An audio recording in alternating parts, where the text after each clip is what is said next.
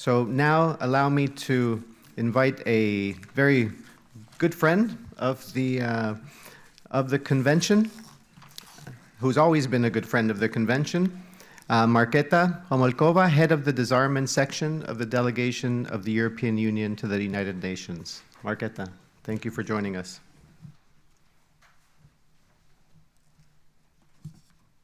Thank you very much, Juan Carlos. Good morning, Excellencies, distinguished representatives, ladies and gentlemen, dear colleagues and friends. I'm honored to open this workshop today, which falls under the EU-funded projects in support of the implementation of the Oslo Action Plan that is so excellently implemented by the ISU of the convention led by the director, Juan Carlos Ruan. So, warm welcome to all of you and a special appreciation to the President of the Convention for his efforts to engage and the ISU team for organizing this event. The EU Council Decision Project was adopted in 2019 as the third iteration of our continuous support. Nevertheless, we only meet today at the first ever workshop of this kind. Although that the topic featured in many convention meetings since 2017, there was no traction or clear demand for such an event coming from states parties.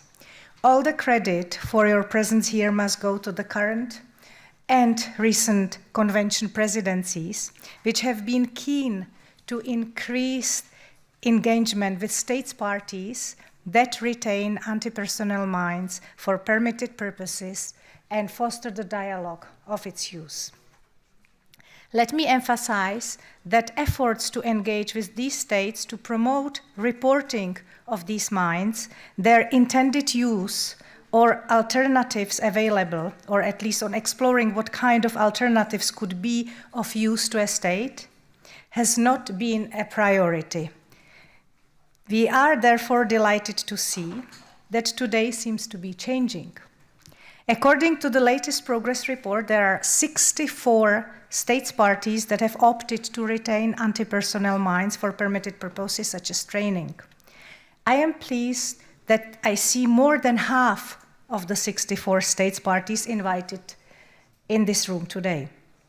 This is a great expression of interest.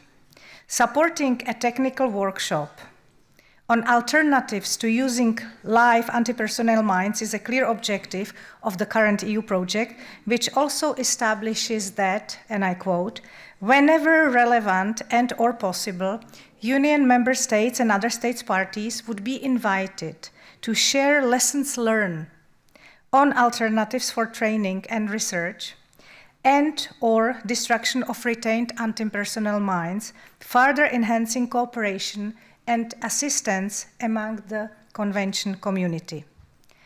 By looking at the agenda, I would like to say that this is very much the purpose of today's meeting. We have among ourselves Swiss, Beninese, Thai, and Colombian state experts and leading organizations in these technical matters, all in one day of learning. We also have conversation on policies from the director of the Implementation Support Unit and Steve Goose, one of the pioneers of this convention, who nearly 30 years ago was knocking on doors, convincing states to sign a treaty that contained these kinds of provisions. From policy to technical expertise, we hope that your day will be spent well. To close, I'd like to say that we hope that following this seminar, one or two states, or even more, would request the Implementation Support Unit for further support to explore alternatives to live mines, as the project has been designed to not only raise awareness, but to also increase reporting and exploring alternatives. I wish you a very productive and fruitful day, and thank you again for your kind participation today.